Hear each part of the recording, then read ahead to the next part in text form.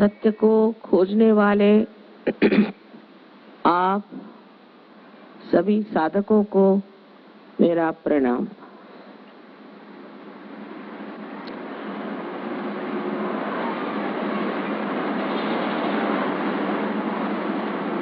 ये तो मान लेना पड़ेगा कि हमने अभी तक केवल सत्य को प्राप्त नहीं किया, एब्सोल्यूट ट्रूथ को प्राप्त नहीं किया। नम्रता पूर्वक इस बात को अगर हम मान लें कि हमने अभी तक उस केवल सत्य को प्राप्त नहीं किया जो सबके अंदर एक ही तरह की भावना, विचार और संवेदना प्रस्थापित करता है।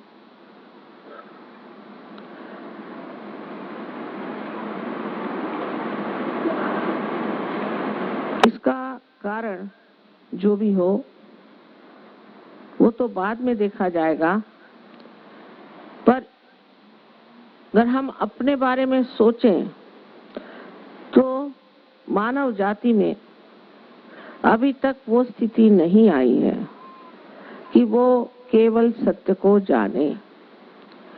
अगर वो केवल सत्य को जानता होता तो ये आज नाना प्रकार के झगड़े, नाना प्रकार के विवाद और अनेक तरह की विचारधाराएं और प्रणालियां न चल पड़ती। सब लोग एक ही चीज को मानते, क्योंकि एकमेव केवल सत्य को हम जानते नहीं हैं। इस अंधेपन में जिस तरह एक हाथी को 6 अंधे ढूंढने गए थे और उन्होंने 6 प्रकार से जाना था, उसी प्रकार हम सत्य को, रियलिटी को जानते हैं और इसीलिए ये सारी आफत मची हुई है।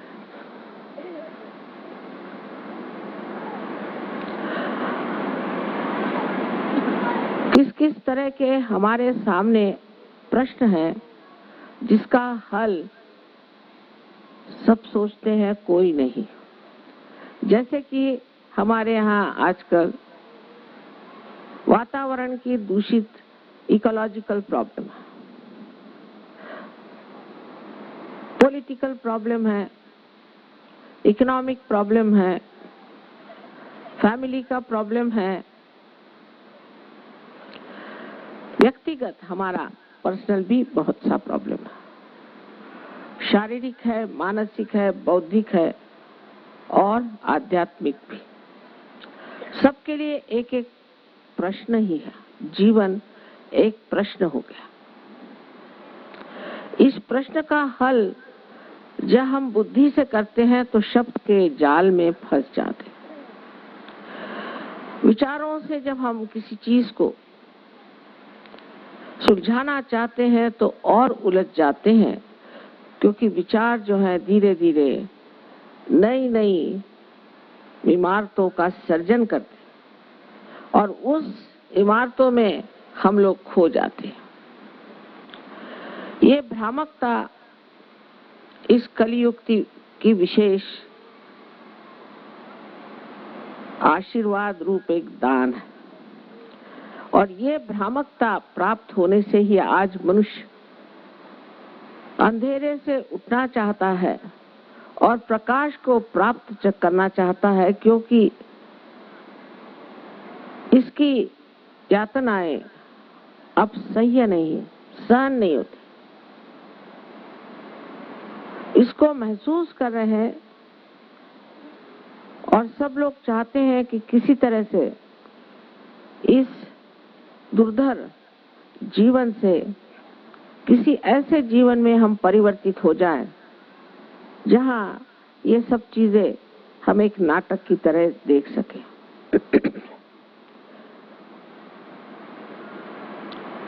जब हम साइंस की ओर बढ़ते हैं और पाश्चिमात्य देशों का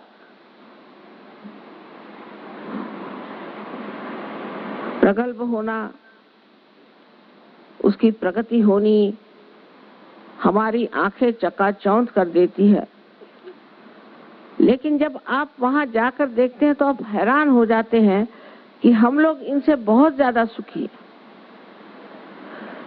पता नहीं इस भारतवर्ष की क्या, इस योग भूमि की क्या देन है कि अभी तक हमारे यहाँ इस तरह की बीमारियां, कि कहा जाता है अमेरिका में थोड़े साल बाद 65% लोग किसी न किसी गुप्त रोगों से पीड़ित हो जाएंगे।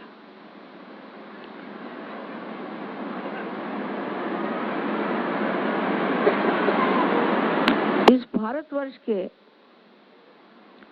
परम आशीर्वाद से ही अभी तक हम लोगों में नैतिकता का भाव बहुत जबरदस्त है। आप विश्वास नहीं कर सकते कि ये जो प्रगल्भता बाहर हुई है और जो प्रगति दिखाई देती है, ये बिल्कुल विनाश के ओर जाने वाली प्रगति है। और इंसान को प्रगति इस तरह से अगर करनी हो तो बेहतर है वो प्रगति न करे। इसके बारे में पिछली मर्तबा मैंने आपसे बताया था कि किस प्रकार ये प्रगति बढ़ रही है। लंदन शहर में हर हफ्ते 2 बच्चे माँ बाप मार डालते हैं। तो ऐसी जगह कैसे लोग रहते होंगे ये आप समझ सकते हैं।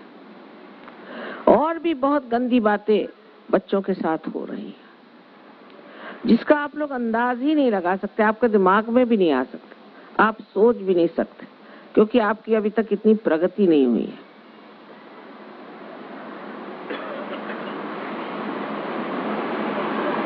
अगर आप न्यूयॉर्क चले जाइए तो आप कोई सोने की चीज पहन के जा नहीं सकते, इतना समृद्ध देश है। लोग कहते हैं उनके पास बहुत गोल्ड रिजर्व है, आदि आदि आदि। किंतु आपने अगर छोटी सी भी एक सोने की चीज वहां पहन के गए तो आपकी गर्दन कट जाएगी। आप घड़ी पहन के नहीं जा सकते, मंगलसूत्र भी पहन के जाने की वहां व्यवस्था नहीं। इस प्रकार की अराजकता ये बड़े बड़े प्रगतिशील देशों में हो रही है। और इस कदर मूर्ख और मूढ़ लोग हैं कि उनके मूर्खता का वर्णन ही नहीं कर सकते। जैसे एक एक्ट्रेस की 8वीं शादी हुई, 8वीं। अपने यहाँ अगर किसी की दूसरी शादी हो तो लोग उसका मुंह नहीं देखेंगे, उसको घर में नहीं आने देंगे। इनकी 8वीं शादी हुई और 8वीं शादी का हनीमून देखने के लिए वहां आपसे ज्यादा लोग पहुंचे हुए थे। और हेलीकॉप्टर से लोग उनका फोटो लेने के लिए पैराशूट कर रहे थे, जो 10 हेलीकॉप्टर थे। तो वो लोग आकर के धड़ाधड़ इन लोगों पे गिरे जो देख रहे थे, प्रेक्षक थे। वो फोटो लेना चाहते थे पर वो तो उन पे आके गिर गए और कुछ जा करके खजूर में अटक गए। इस तरह की मूर्खता की बात अपने देश में कोई भी नहीं कर सकता। तो मनुष्य की प्रगल्भता, मैच्योरिटी जो आज हिंदुस्तान में है, उसका आपको अंदाज नहीं।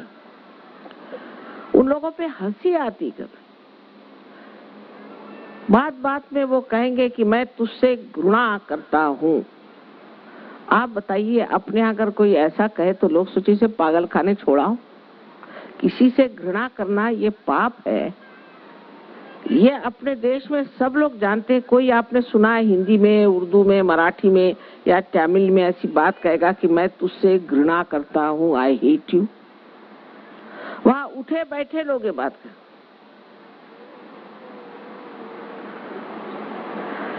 इन लोगों में कौन सा कल्चर है, कौन सी संस्कृति है, मैं आज तक समझ नहीं पाया। और इस कदर गंदगी के और बढ़े चले जा रहे हैं। किसी भी तरह की नैतिकता की वहां बात नहीं कर सकते, ना कोई समझ सकता।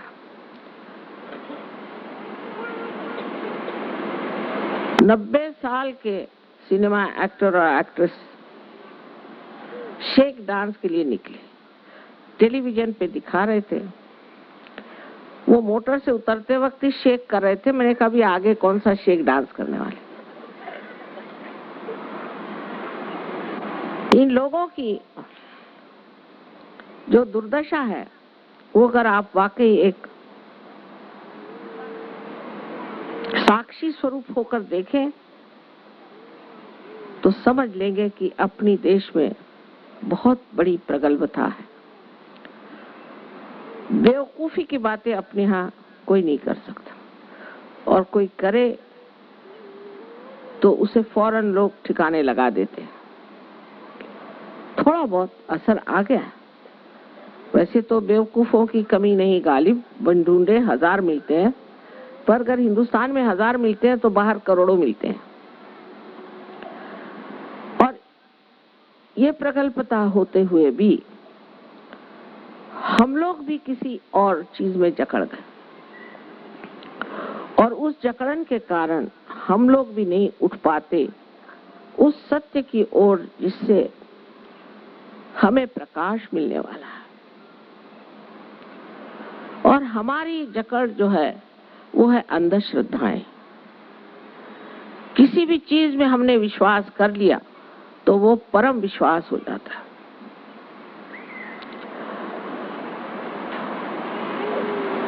किसी पर विश्वास करो या न करो, जब तक आपने किसी चीज को खोज नहीं निकाला तब तक किसी को विश्वास करने से भी कुछ लाभ नहीं, और विश्वास नहीं करने से भी कोई लाभ नहीं।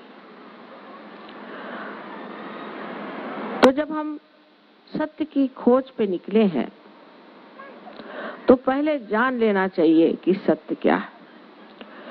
इस सत्य को भी अगर आप देखें तो हर एक धर्म में कहा गया, किसी भी धर्म में खराबी नहीं। आप इस्लाम को पढ़िए तो सोचिएगा कितना उत्तम धर्म है। आप हिंदू धर्म के बारे में पढ़ें तो कहेंगे कितना उत्तम धर्म है। सिखों का धर्म कितना उत्तम है, बुद्धों का धर्म कितना उत्तम है, जैनियों का धर्म कितना उत्तम है। लेकिन ये सब उत्तमोत्तम सारे जो पुष्प एक अध्यात्म के वृक्ष पे आए थे वो आज सब ने तोड़ लिए हैं, और हर एक इस टूटे हुए, मुरझाए हुए, मरे हुए फूल को मेरा ये करके झगड़ा कर रहा है। इसका भी एक कारण है कि ये जीवंत फूल क्यों टूट गए। कारण ये धर्म, कोई सा भी धर्म, या तो पैसे के पीछे दौड़ रहा है, मनी ओरिएंटेड है, और या तो सत्ता के पीछे में पावर ओरिएंटेड है। लेकिन कोई भी आत्मा के तरफ ध्यान नहीं दे रहा। जो सब धर्मों में कहा है कि आत्मानुभव लिए बगैर आप जान ही नहीं सकते कि सत्य क्या है। यहाँ तक कि महावीर और बुद्ध ने तो परमात्मा की बात नहीं की, वो निरीश्वर बात पे आ गए कि छोड़ो परमात्मा को, पहले तुम अपना आत्मा जानो। सब कहते गए एक के बाद कितनों ने ये बात कही। अपने ही देश में नहीं, बाहर भी बहुत से कवियों ने, गर्टर है, विलियम ब्लेक है, लुईस है, अनेक लोगों ने आत्मा पर चर्चा की। ईसाई धर्म में तो बिल्कुल साफ लिखा गया है कि जब तक आपका पुनर्जन्म नहीं होता तब तक आप परमात्मा को जान नहीं सकते। तो उन लोगों ने अपने सर पे लगा ली पार्टी कि पुनर्जन्म हुए हैं, बॉर्न अगेन लोग, बस पार्टी लगा ली। हम ईसाई, मुसलमान, हम क्रिश्चियन, हम फलाने, पार्टी लगा ली। लेकिन कोई ईसाई हो, मुसलमान हो, क्रिश्चियन हो, कोई भी धर्म का आदमी हो, वो सब पाप कर ही सकता है। कोई सा भी पाप वो कर सकता है। फिर ये सर पे ये ब्रांड लगाने की क्या जरूरत है, उसका तो कोई असर ही नहीं। और फिर उसी को लेकर के झगड़ा भी कर सकता है। जैसे अभी मैंने सुना कि अजरबैजान को, वहाँ के लोग जो अजरबैजान हैं, उनको आर्मेनियंस ने मारा, और मारने से पहले वो बाइबल पढ़ते थे। बताइए, ईसा मसीह जिसने क्रूस पर सबको माफ कर दिया, वो ईसाई लोग बाइबल पढ़ के जाके सबको मारते थे क्योंकि आप मुसलमान। इस बेअक्ली का कारण एक ही है कि धर्म की जो नींव है वो सत्य पर नहीं, असत्य पर है। बुद्ध के जमाने में भी ये बात हुई, ईसा मसीह के बाद भी यही बात हुई। ईसा मसीह के जो असली शिष्य थे वो भाग खड़े हो गए, और वहां एक गलत आदमी, पॉल नाम के आदमी ने सब ठिकाना लगा दिया। इसी प्रकार बुद्ध धर्म में मध्य मार्ग को छोड़ करके लोग कोई लेफ्ट को गए, कोई राइट को गए। जो राइट को गए वो यही हो गए जो कुछ खाना नहीं, पीना नहीं, कांटों पर सोना, और इतने क्रोधी कि उनके पास आप जाइए तो लगे कि कोई ओवन यहाँ जल रहा है, और अगर बात भी करना हो तो दूर से ही बात करिए, नहीं तो एक झापड़ी मार देंगे आपको, जिसको कहते हैं एसेटिसिज्म। इसकी कोई जरूरत नहीं। वो बुद्ध ने तो इसलिए किया था कि उस वक्त काम की जरूरत थी, कार्य की जरूरत थी, और दूसरे हुए वो तांत्रिक बने घूम रहे हैं। मैंने सुना दिल्ली में बहुत से तांत्रिक घुसे हुए हैं, और सब लोग इन तांत्रिकों के चरण सेवा कर रहे हैं। लेकिन जब ये चरण सेवा उनको प्राप्त होगी तब उसके जो परिणाम होंगे वो आप लोग उठा नहीं सके। इन तांत्रिकों से भी बहुत ज्यादा जकड़ हो गई है। इन सब से बच के रहना चाहिए। ऐसी ऐसी ये बीमारियां फैलाते हैं, ऐसी ऐसी तकलीफें देते हैं, क्योंकि सारे में पैसे का तो अनुभव है। सबको पैसा चाहिए। 100 रुपया यहाँ रखिए, 200 रुपया आप रखिए, 1000 रुपया आप रखिए, तो आपके माताजी के पास स्वर्ग में हम एक गाय पहुंचा देंगे। ऐसा कौन सा एरोप्लेन है भाई जो ऐसा कार्य करता है? पर हमारे यहाँ है। इस चीज का विश्वास हम लोग करते हैं, और ऐसा कार्य हमने किया है। इस जकड़न से भी निकलना बहुत जरूरी है कि समझना कि सत्य में मनुष्य को आत्मा ही के रूप पर, आत्मा ही के ओर उतरना। किसने नहीं कहा है, काहे रे बन खोज न जाई, सदा निवासी सदा अलेपा, तो है संग समाई। कहे नानक बिन आपा चीन्हे, मिटे न बन भ्रम की काई। जब आप आपा को चीनेंगे तभी आप खालिस होएंगे। अपने ऐसी ब्रांड लगाने से कोई खालिस नहीं हो सकता। खालिस का मतलब है शुद्ध होना, और शुद्ध होने के लिए कुंडलिनी है, ये साक्षात लिखा हुआ है। कबीर दास जी ने तो इतना लिखा हुआ है, पर उसको भी लोग अपने तरह से लगाते हैं। कुंडलिनी के सिवाय आपकी सफाई हो नहीं सकती। यही सफाई करने वाली माता आपके अंदर है, और जब यह आत्मा का प्रकाश आपके अंदर आ जाएगा तब आप सारे धर्मों का तत्व समझ करके सबका मान करेंगे, और जितने भी अवतरण हुए, जितने भी दृष्टा हुए, जितने भी प्रेषित हुए, प्रॉफिट्स हुए, सबका आप मान करेंगे और उनकी पूजा करेंगे। सहयोग में हमारे बहुत सारे मुसलमान हैं, और उनसे भी अधिक जू लोग हैं जो कि बिल्कुल मोहम्मद साहब को नहीं मानते, ना ईसा को मानते हैं, और दोनों ही मोहम्मद साहब को और ईसा को पूछते हैं। उसी प्रकार हिंदू लोग हैं, वो भी इन सब को मानते हैं। जब सब धर्म एक हो जाएगा तब आप कौन सी चीज लेके लड़िएगा? तब आपका फंडामेंटलिज्म कहाँ जाएगा? इस आज के विशेष समय पर हम लोग जानते हैं कि पॉलिटिकल प्रॉब्लम तो दुनिया का गोर्बाचेव ने कम कर ही दिया, क्योंकि वो भी एक साक्षात्कारी पुरुष है। लेकिन जो ये फंडामेंटलिज्म का प्रश्न है वो सहयोग तोड़ेगा। बगैर सहयोग के ये प्रश्न टूट नहीं सकेगा।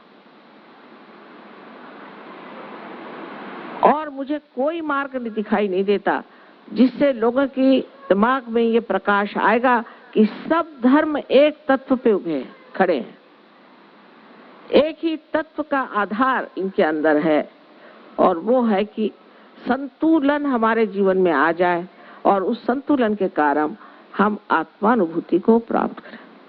फिर ये सारे भ्रम, ये अंधविश्वास और ये गलत सलत जो हम अपने खोपड़ी पे लादे चल रहे हैं, ये सब टूट जाए।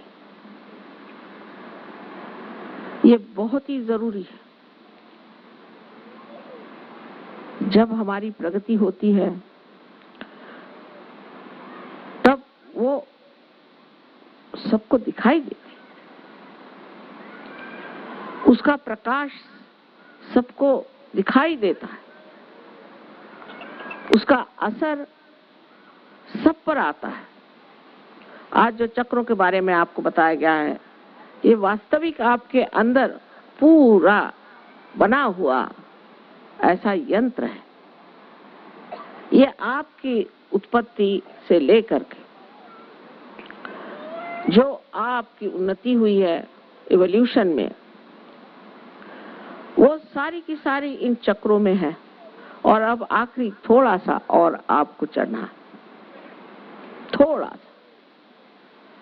जब आपकी कुंडलिनी जागृत हो करके और आपके ब्रह्मरंध्र को छेदते,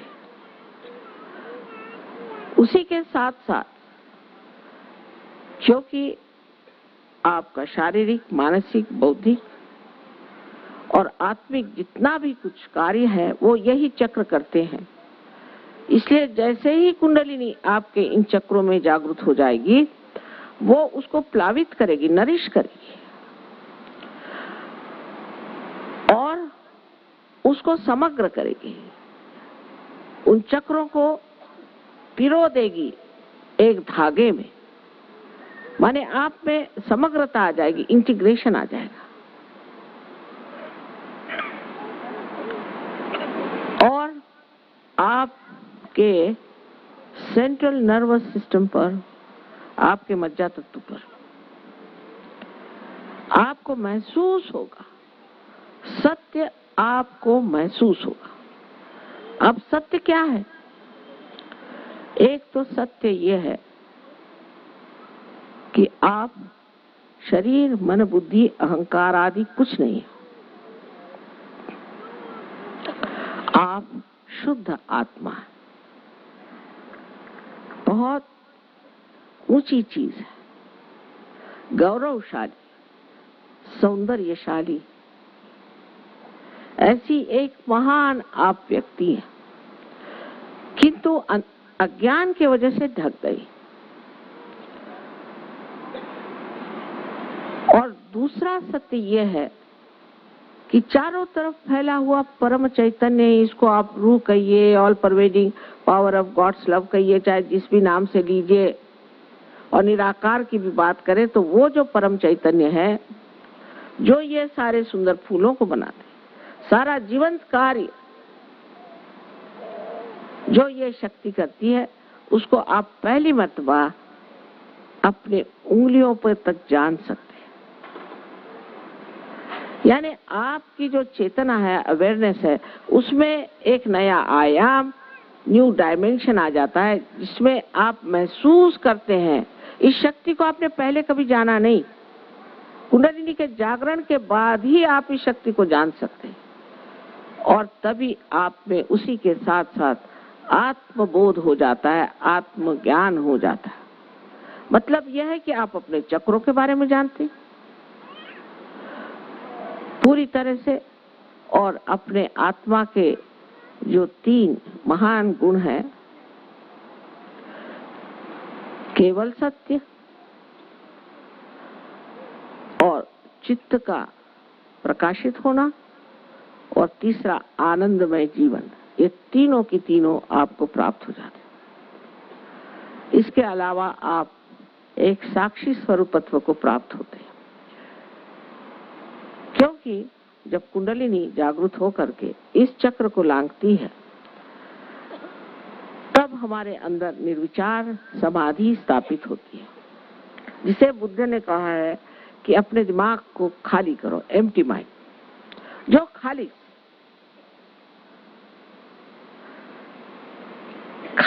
कर दो, इस दिमाग को खाली करो, क्योंकि विचार जो है ये वर्तमान से और आते नहीं, आते कहाँ से है? भविष्य से, और या तो भूतकाल से, वर्तमान से आते नहीं। वर्तमान में आप आ नहीं सकते, प्रेजेंट में आप आ नहीं सकते। मैं अभी कह दूं कि आप प्रेजेंट में जाइए, आप जा नहीं सकते, और प्रेजेंट ही सत्य है, बाकी तो सब असत्य है, क्योंकि जो हो गया सो खत्म हुआ और जो हुआ नहीं वो मालूम ही नहीं क्या होने वाला है। तो जब ये कुंडलिनी इस चक्र पे आ जाती है तब आप निर्विचारता में आ जाते हैं, क्योंकि आपके दोनों जो यहाँ पर ईगो और सुपर ईगो दिखाए गए हैं, आपकी जो कंडीशनिंग है और आपका जो अहंकार है, ये दोनों की दोनों पूरी तरह से खिंच जाते हैं, और फिर आपका जो ब्रह्मरंध्र है, जिसे कि हम तालु पर ब्रह्मरंध्र कहते हैं, वो खुल जाता है, और खुलते ही साथ कुंडलिनी पार हो जाती है। यह सब कुछ बनाया हुआ है, बिल्ट इन है। जैसे आप यहाँ आए, अब देखिए इतने सारे यहाँ लाइट्स लगी हुई, तो भाई इसको जगाने के लिए वहां एक स्विच है, उसको दबाइए, सब हो गया। ये कैसे हुआ? क्योंकि इसमें बनाया हुआ है, सब आपके अंदर बनाया है। जैसे एक बीज में जितने भी इसके अंदर से वृक्ष आने वाले हैं और आगे भी आने वाले हैं, उसका सब नक्शा होता है। आप उस बीज को बस जमीन में ये माँ के सहारे कर दो, वो पनप जाता है। अब आपने क्या किया? आप क्या सर के बल खड़े हुए कि कुछ आपने उसमें दम लगाया कि आप हिमालय में गए? कुछ नहीं। इस पृथ्वी में ये शक्ति है, ये माँ है, इसमें आपने बीज लगा दिया, पनप गए। हम लोग उस पर कोई आश्चर्य नहीं करते, सोचते ठीक ही बात। उसी तरह ये एक उत्क्रांति की, रिवॉल्यूशन की जीवंत क्रिया है। आज हम अमीबा से इंसान बने, ठीक है, कैसे बने, किसने बनाया, किस तरह से बन गया, कोई हम विचार नहीं करते। इंसान बन गए, बस हो गया। इससे आगे कुछ है कि नहीं, इधर जरूर विचार करना चाहिए कि जरूर होगा कुछ न कुछ आगे। नहीं तो हम लोग इतने भ्रम में क्यों हैं, इतनी आफत में क्यों हैं? क्या हम इंसान इसलिए बने कि इस आफत में पड़ जाए? कि बहुत से लोग सोचते हैं सुसाइड कर डालो, इस जिंदगी से बाहर आए। ये क्या जिंदगी है? इस जिंदगी का अगर मजा ही नहीं मिलने वाला, मनुष्य जीवन का अगर आपको आनंद ही नहीं आने वाला है, तो ऐसे जिंदगी से तो बाज आए। तो कुछ न कुछ तो आगे को चीज होगी ही, और वो क्या चीज है? वो है परमात्मा का साम्राज्य। उसको प्राप्त नहीं करना है, वहां आपको निमंत्रण, आप आइए, बाकायदा आपको बुलाया गया है। इसीलिए आप साधक हैं, इसीलिए आप खोज रहे हैं, और इसीलिए आप प्राप्त भी करेंगे उस चीज को। इसी वक्त आपके अंदर एक और नया आयाम प्रकटित होता है, जिसे सामूहिक चेतना कहते हैं। सामूहिक चेतना का मतलब यह है कि जैसे आप अपने चक्रों को महसूस कर सकते हैं, उसी तरह आप दूसरों के भी चक्रों को महसूस कर सकते हैं। इतना ही नहीं, पर दूसरा कौन है? जब आप एक ही महामानव के अंग प्रत्यंग बन गए, इस उंगली से ये उंगली कोई दूसरी है, इस हाथ में कोई शिकायत होती है तो दूसरा हाथ आकर के उसे मदद करता है ना, फौरन। उसी प्रकार आप सब जागरूक हो जाते हैं उस महामानव में, उस विराट में, उस अकबर में। और तब आपको आश्चर्य होता है कि अरे ये हम सामूहिकता में कहाँ, सारी दुनिया आपकी हो गई। मैं जब रशिया गई थी, रशियन लोगों के लिए क्या कहें, हम सबसे वही अच्छे हैं। मैं आपसे कहूँ, हम लोग धर्म के बारे में इतना जरूरत से ज्यादा जानते हैं कि कुंडलिनी काम नहीं करती। और रशिया में आप सोचे, जहाँ पे धर्म के बारे में कुछ नहीं जानते, भगवान के बारे में कुछ नहीं जानते, और ना ही कोई वो इतना ज्यादा मटेरियलिस्टिक है, उन लोगों के लिए सहयोग इतना सरल है। एक एक प्रोग्राम में 16-16 हजार लोग आते थे और सारे के सारे पार हो जाते हैं और जमते हैं। उसकी इतनी इज्जत है उनको। हिंदुस्तान में पार हो जाएंगे, पर जैसे अपने फ्रीडम की हमें इज्जत नहीं, उससे भी कम इज्जत अपने सेल्फ रियलाइजेशन की, उससे भी कम हमें अपने आत्मानुभूति की। हम चिपके ही रहते, तो भी वही चीजें करते रहते। और वो ऐसे जम गए, एक सिर्फ शहर तलियाती, वहां पर 22 हजार सहयोगी हैं। एक दिन रशिया ऐसा देश बन जाएगा कि हम लोग कहीं नहीं रह जाएंगे। वही मंदिरों के चक्कर, वही मस्जिदों के चक्कर, वही गुरुद्वारे के चक्कर। अरे भाई, अस्पताल में जाने से आप ठीक हो जाएंगे, प्रिस्क्रिप्शन को पढ़ने से आप ठीक हो जाएंगे। दवा लीजिए, दवाई तो लेनी नहीं, प्रिस्क्रिप्शन ही पढ़े जा रहे हैं। वो लिख गए प्रिस्क्रिप्शन कि ये दवा लीजिए। अब कहे नानक बिन आपा चीने मिटे न भ्रम की काई, बस पढ़ते जाओ। उसे क्या भ्रम मिट जाएगा पढ़ने से? इधर कोई बाइबल पढ़ रहा है, उधर कोई कुरान पढ़ रहा है, उधर ग्रंथ साहब पढ़ रहे हैं, कोई कुछ पढ़ रहे हैं, कुछ खोपड़ी में तो जाता ही नहीं है। क्योंकि आपके अंदर आत्मा का जागरण नहीं। आत्मा के जागरण के बाद धर्म आत्मसात होता है, अंदर खिंचते जाता है। आपको आश्चर्य होगा कि लंदन के लोग तो आप जानते हैं ना, उनके दिमाग कितने कड़क होते हैं। वहां पर सहयोग में जो पार हुआ, दूसरे दिन उसके ड्रग्स छूट गए, शराब छूट गई, सब छूट गया। मैं किसी से कहती नहीं हूँ कि शराब मत पियो, क्योंकि आधे लोग उठ के चले जाएंगे। ये तो बहुत ही बुरी बात है कहना कि शराब मत पियो, सिगरेट मत पियो। बाप रे बाप, ये तो मैं कहती नहीं, आप ही छोड़ देंगे।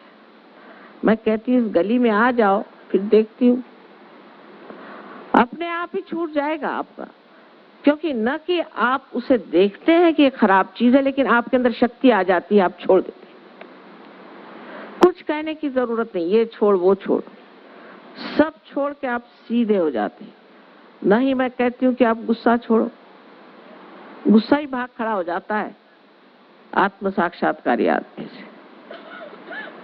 तो इस अपनी शक्ति को हमें प्राप्त करना है, और इस शक्ति को प्राप्त करने के बाद आपको हैरानी होगी कि सारे संसार में हजारों लोग आज इस शक्ति से प्रकाशित हुए। ये कोई मेरी शक्ति नहीं है, यह आपकी अपनी शक्ति, आपकी माँ है। ये आपका अपना गौरव है जिसे आपको प्राप्त होना है। मैं तो सिर्फ जैसे कोई एक जला हुआ दिया होता है, वो दूसरा दीप जला देता है, इस तरह से मैं आपका दीप जला देती हूँ, फिर आप जलाते फिरिए। आप में यह शक्ति आ जाएगी कि आप दूसरों की कुंडलिनी जागृत करें, लोगों को ठीक करें, और ज्ञान का भंडार आपके अंदर खुल जाए, शुद्ध ज्ञान का। असल क्या नकल क्या आप फौरन पहचान लेंगे। आपके उंगलियों के इशारों पर कुंडलिनी चलेगी। ऐसी आपके अंदर शक्तियां हैं। अब आप कहेंगे कि माँ, पहले जमाने में तो एक आदमी कहीं पार होता था, वो जितने खोज रहे थे पहले जमाने में, वो सब आज यहाँ सामने बैठे हुए। और सबको ये पाना है। सिर्फ आत्मविश्वास होना चाहिए कि हम सब पार हो जाएंगे, और दूसरा निश्चय होना चाहिए, व्रत निश्चय होना चाहिए कि पार होने के बाद हम इसमें बढ़ेंगे, अग्रसर होंगे और अपनी पूरी वृद्धि कर लेंगे। नहीं तो जैसे अंकुरित हुआ एक बीज है वो कैसा बेकार जाता है, ऐसे ही लोग पार तो हिंदुस्तान में बहुत जल्दी हो जाते हैं, कुछ करना नहीं पड़ता। ये तो आपकी इस भूमि का ही प्रसाद है। मुझे तो बाहर इतनी मेहनत करनी पड़ती है, यहाँ तो मुझे कोई मेहनत नहीं करनी पड़ती। हिंदुस्तानी आदमी एकदम से खट से पार हो जाता है, उसकी कुंडलिनी एकदम जागृत हो जाती है। बड़े पूर्व पुण्यों की वजह से आप इस देश में पैदा हुए, बहुत पूर्व पुण्य के थे, इसलिए इस देश में आप पैदा हुए। और अब आप जानिएगा कि कितने जल्दी आपकी कुंडलिनी जागृत होती है। लेकिन फिर उसको आगे वृद्धिंगत करना, उसको बढ़ाना है। ये कनेक्शन पहले जब हो जाता है उस परम शक्ति से, तभी योग घटित होता है। श्री कृष्ण ने क्या कहा? योग क्षेम वहाम्यम। उन्होंने क्षेम योग नहीं कहा। अभी एक कोई कह रहे थे साहब मैं कृष्ण का नाम इतना लेती हूँ, देखिए मेरा गला बैठ गया। मैंने कहा देखो कृष्ण तो यहीं बसे हुए हैं और तुम्हारा गला क्यों बैठ गया भाई?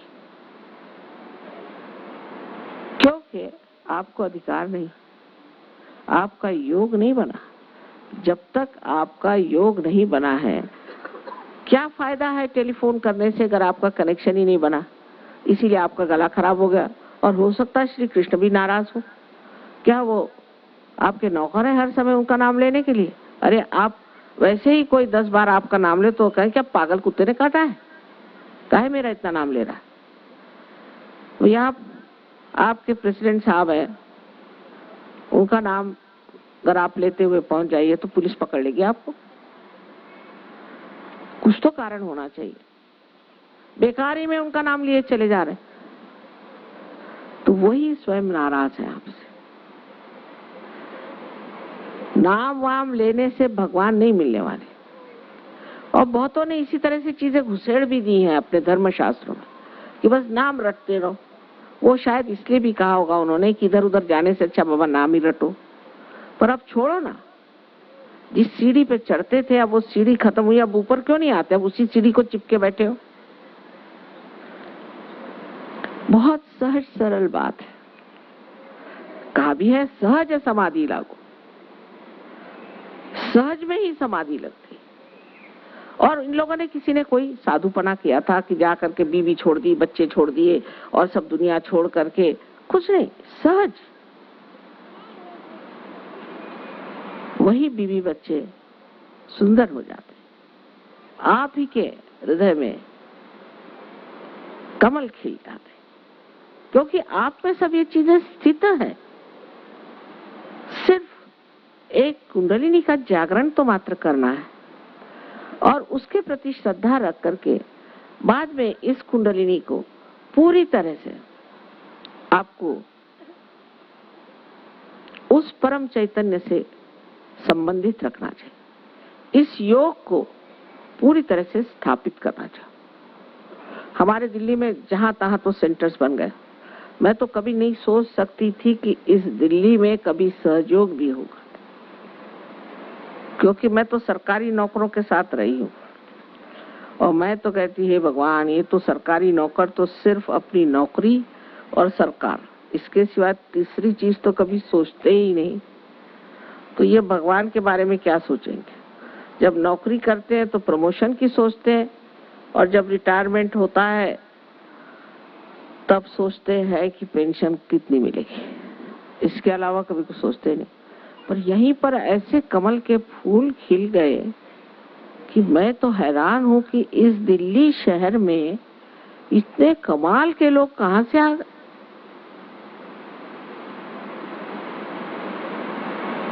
ये भी कोई पूर्व जन्म की चीज है कि इस दिल्ली शहर में भी इतने साधक सच्चे मन से आए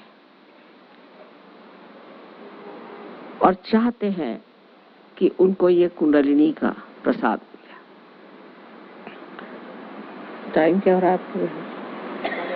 हैं? 8:30।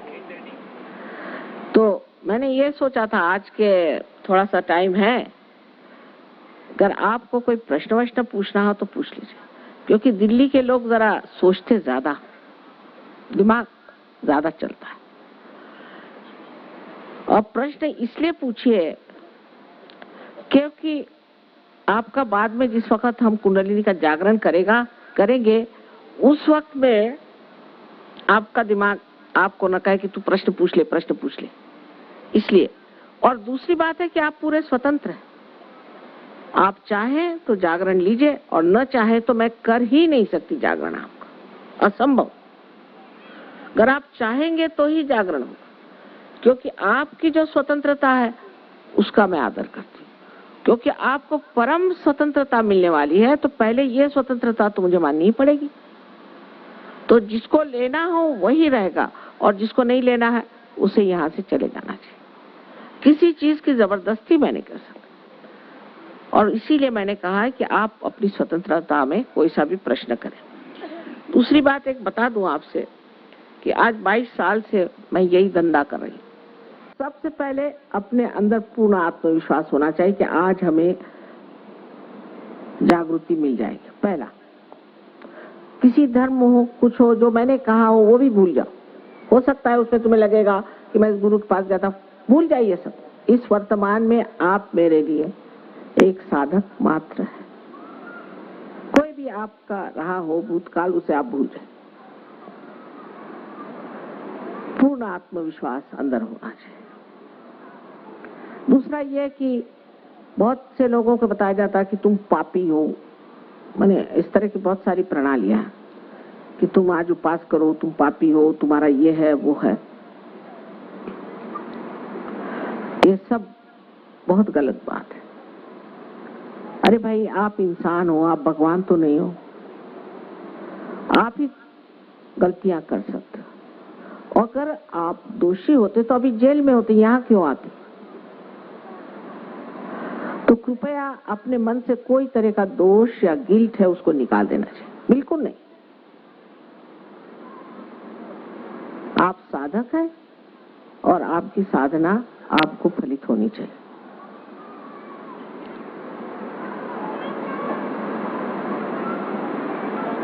तीसरी चीज है कि आप सबको एक साथ क्षमा करते हैं। ये बहुत लोग सोचते हैं बड़ा कठिन है माँ सबको क्षमा कर, लेकिन एक बात मैं पूछती हूँ कि अगर आप किसी को क्षमा करें या न करें तो आप क्या करते हैं? कुछ भी नहीं करते। पर अगर आप क्षमा नहीं करते हैं तो जो आपको सता रहे हैं, जिन्होंने आपको सताया है, उनके हाथों आप खेलते हैं और उनकी जगह आप अपने को सता रहे हैं, तो फायदा क्या? लॉजिकल चीज। सिर्फ आप इतना मन में कह दे कि मैंने सबको क्षमा कर दिया, बिल्कुल पूरी तरह।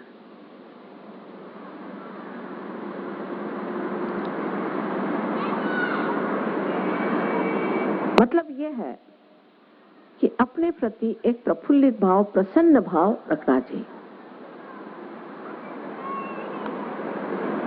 न कि अपने को किसी तरह से नीचा गिराएं या किसी तरह से दूषित समझें, लेकिन एक प्रसन्न भाव से बैठे। भक्त लोग अभी विभक्त हैं, अभी भक्त हो जाएंगे।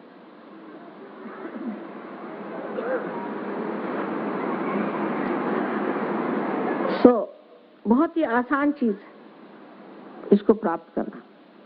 बस आप लोग अपने जूते जरा उतार करके रख लीजिए और कुछ करना नहीं।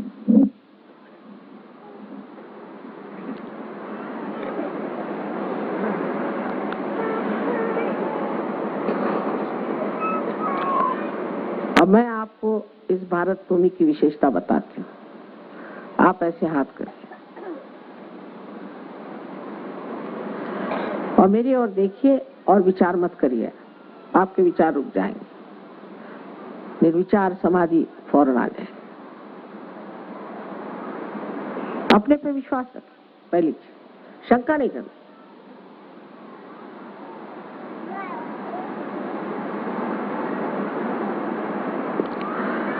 अब राइट हैंड मेरी ओर करें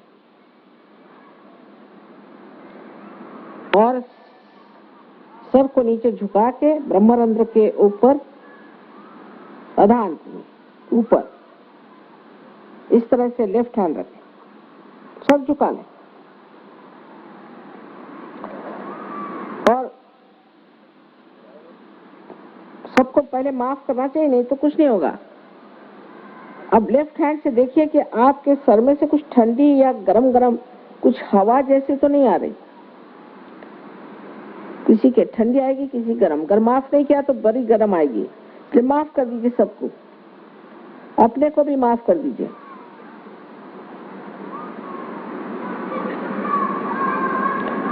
अब लेफ्ट हैंड मेरी ओर करें, सर झुका के देखना चाहिए, लेफ्ट हैंड मेरी ओर। अब फिर सर झुका के देखिए,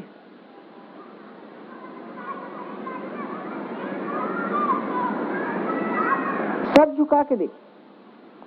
किसी किसी को बहुत दूर तक आती है, बड़े जोर में भी आती, किसी को धीरे, क्योंकि ये बड़ी सूक्ष्म चीज है ना।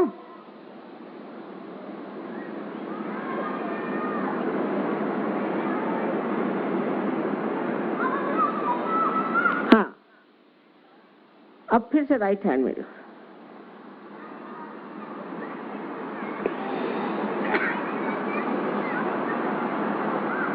अब लेफ्ट हैंड से देखिए, सर झुका के, चाहे तो चश्मा उतार लें।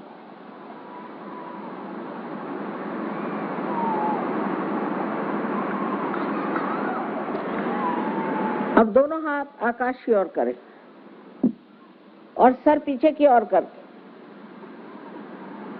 एक सवाल पूछें कि क्या माँ यही परम चैतन्य है, यही ब्रह्म चैतन्य है? कोई सा भी एक प्रश्न पूछे, क्या यही परमात्मा की प्रेम शक्ति है? पीछे सर ऊपर की तरफ आकाश की ओर 3 बार प्रश्न करें।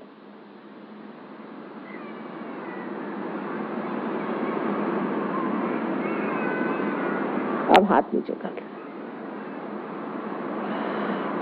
अब दोनों हाथ मेरी ओर कर, इस तरह उठा। जिन लोगों के उंगलियों में या हाथ में या सर से ठंडी या गर्म ऐसी हवा की लहरें आई हैं, वो सब लोग हाथ ऊपर करें।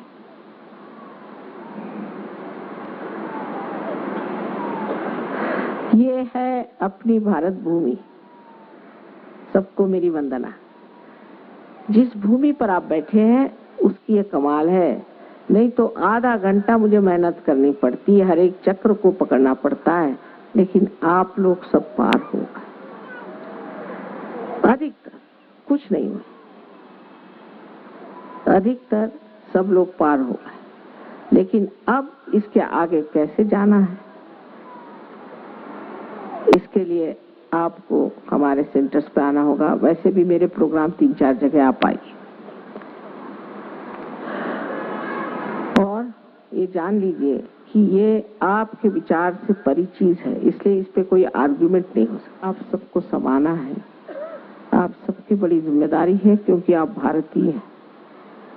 इसके बारे में जो कुछ भी आपको जानना है, सब कुछ आप जान सकते हैं बिना मूल्य। इसका कोई मूल्य नहीं, अमूल्य। देख लीजिए, देख लीजिए, अब भी आ रही, एक दूसरे के सर में भी देख सकते, इधर देख लीजिए।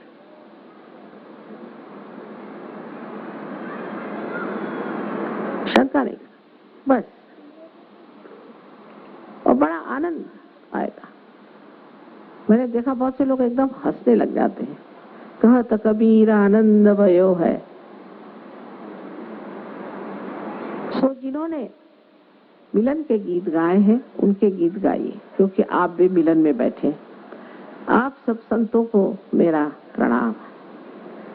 लेकिन अब जान लीजिए कि आप संत हो गए हैं, बस इस योग को पूरी तरह से स्थापित करना है।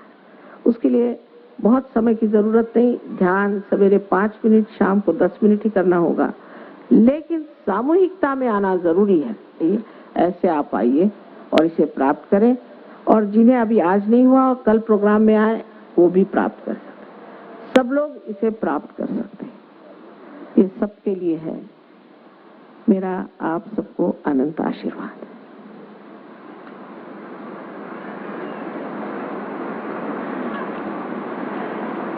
आपको उसमें फिर किताबें भी मिल जाएंगी, जो कुछ फोटोग्राफ वो मिल जाएंगे, हर एक चीज मिल जाएगी। पर पहले हम इसलिए नहीं किताबें देते कि फिर पढ़ने लग गए तो वही हो गया। सहयोग में बहुत से लोग हैं, सहयोग खूब पढ़ लिया, सब जानते हैं, पर चैतन्य नहीं, वाइब्रेशंस नहीं, ये किसी काम की बात नहीं। चैतन्य होना चाहिए, वास्तविकता होनी चाहिए।